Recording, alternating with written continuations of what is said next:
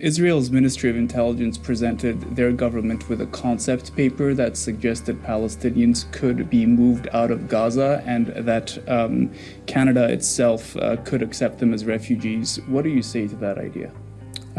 Hard to speculate on it. We are open to those fleeing war. This is a war. What are you going to do with all of those Palestinian refugees now that Gaza is being destroyed? Well, send them to Canada.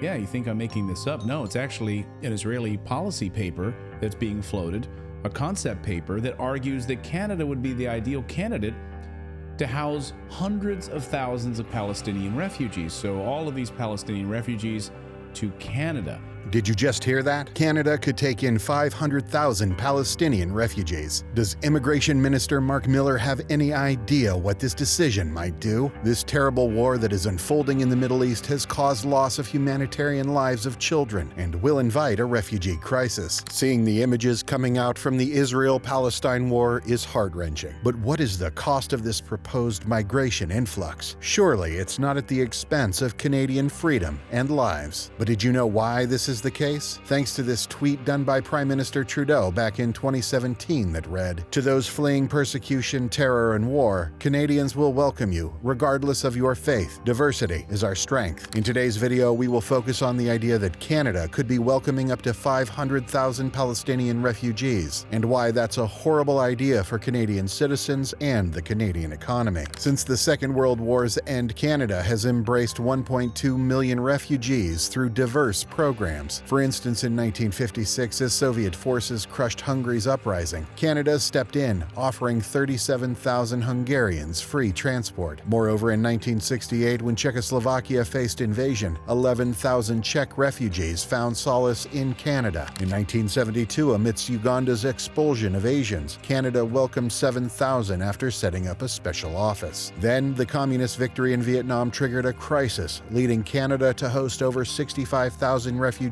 by the late 70s. The 90s brought Yugoslav breakup woes. In the early 90s, Canada aided Bosnian Muslims fleeing ethnic cleansing, admitting 5,000. In 1999, Kosovo faced a crisis with nearly 6,000 arriving on special charters. Jump to the 2000s and over a decade, Canada sheltered 14,000 refugees escaping Colombia's civil war. This continued in the next decade as well. When the crisis broke out in Syria, Canada opened its arms and welcomed Syrian refugees. But as usual, this influx of refugees wasn't done in a systematic way, and thanks to liberalism, this policy became a liability for Canada. And when everyone thought enough is enough, Prime Minister Trudeau said, "Hold on, we need more immigrants," and announced Canada's Immigration Levels Plan 2024 to 2026, which said that by 2025, Canada will invite 500,000 newcomers. And now we're learning about the proposal to relocate 500,000 Palestinians to Canada. But considering the already high immigration rates, questions arise. Can Canada realistically double its current influx of immigrants? The government fails to grasp that refugees bring along a myriad of issues. Despite the pressing need for jobs, many lack the skills required for employment in Canada. The housing crisis exacerbates their plight as, without jobs, they struggle to afford overpriced accommodations. The resulting desperation often leads to a turn towards crime, further dividing the nation as they find it hard to assimilate. Adding to the predicament is Canada's open-door policy for refugees. Hundreds of thousands have taken up this offer, making the country susceptible to challenges. In the case of Syrian refugees, admitted in bulk by Trudeau, reflects a failure in integration with many still unemployed and struggling. Canada's inherent problem lies in the lack of jobs and housing, coupled with an ongoing housing crisis. Tent cities at the border and temporary accommodations in four-star hotels may no longer be viable options, especially as winter approaches. Trudeau's policy, from immigration to advocating the use of heat pumps for heating, contribute to an escalating crisis. His alignment with the Israeli government and adherence to the World Economic Forum's plan for borderless nations amplify the challenges. The open-door policy has led to high unemployment and a housing shortage, as many newcomers lack the necessary resources to secure jobs and homes. But what is even more sad is that the Canadians have to pay for refugees, making life even harder. Already living costs are high and Canadians can hardly get by. Now they must handle an extra 500,000 people. Where do you even put them? Houses are scarce and prices are rising. It's like adding fuel to a fire that's already burning too hot. The struggle with exorbitant rent in Canada is escalating, presenting a major issue. It's a problem whether you earn a modest or a decent income, as finding affordable housing in major cities becomes an arduous task. And here's the catch: most jobs are concentrated in these expensive cities, leaving residents caught in a predicament. A recent report emphasizes the substantial amount of money needed to afford a one-bedroom apartment while working full-time. In Ontario, it's $26 per hour. In British Columbia, $27 per hour. In Alberta, $21 per hour. And in Quebec, $16 per hour. These figures paint a grim picture, especially for those working tirelessly just to make ends meet. Now imagine the idea of assisting Palestinian refugees amid this housing crisis. It's like attempting to balance on a tightrope that's already wobbling dangerously. To compound the misery, the cost of basic necessities is skyrocketing due to inflation. Purchasing everyday items is becoming more challenging as prices continue to rise. Alarmingly, approximately 235,000 Canadians experience homelessness annually, and this distressing number is on the rise. Homelessness isn't a choice, it's becoming an unfortunate reality for many. Crime rates are on the rise as well, transforming Canada into a place that seems increasingly inhospitable. The prospect of securing good housing becomes more elusive, living standards seem impossibly high, and the overall cost of living is simply too much to bear. Canadians deserve access to decent jobs, yet immigrants are taking employment opportunities for lower wages, leaving many Canadians struggling to make ends meet. How does one navigate survival in such an unforgiving environment? It's an uphill battle in a place that's becoming increasingly tough to endure. Trudeau's plan to bring in more people is disheartening. It's disheartening because according to an Ipsos survey, 73% of people believe that only the rich can own homes in Canada. It's as if we're living a nightmare. Now consider the state of healthcare. We're facing a shortage of workers and equipment, and healthcare costs are already too high. Introducing more immigrants into the mix will only heighten the fear. The healthcare situation is not just bad, it's deteriorating rapidly. The prospect of adding more people to an already struggling system is truly distressing. Consider this scenario. What if an additional 500,000 Palestinians make their way to Canada? Firstly, the argument arises that Palestinians have historically been reluctant to leave their homeland. Even if Trudeau permits this influx by 2025, we'd be dealing with nearly 1 million more immigrants. Are you serious? This doesn't seem like a rational decision. It seems more like a chaotic spectacle, or dare we say, a comedy show. Where does Canada expect to accommodate such a surge in population? The local population is already grappling with the hardships of soaring inflation, making homelessness distressingly commonplace. The escalating rent adds to the daily struggles, while job layoffs are on the rise. If the locals are struggling to make ends meet, how can they possibly support additional immigrants, especially refugees? In the event of failed integration, refugees lacking skills and resorting to illegal means could exacerbate existing problems in Canada. Moving towards a third world country scenario seems inevitable, raising concerns about a potential cultural clash. The newcomers may not necessarily respect or embrace the local culture, creating a recipe for chaos on Canadian soil. It appears we are heading towards an earthly hell, and the pleas of Canadians seem to be falling on deaf ears. While we hold on to the belief and hope that sanity will prevail, the likelihood appears to be exceedingly low, at least for the moment. If you like this video and want to learn more about how immigration is contributing to Canada's transformation into a third world country, check out this video here. And if this video brought value to you, please consider liking, subscribing, and sharing the video. Thanks for watching.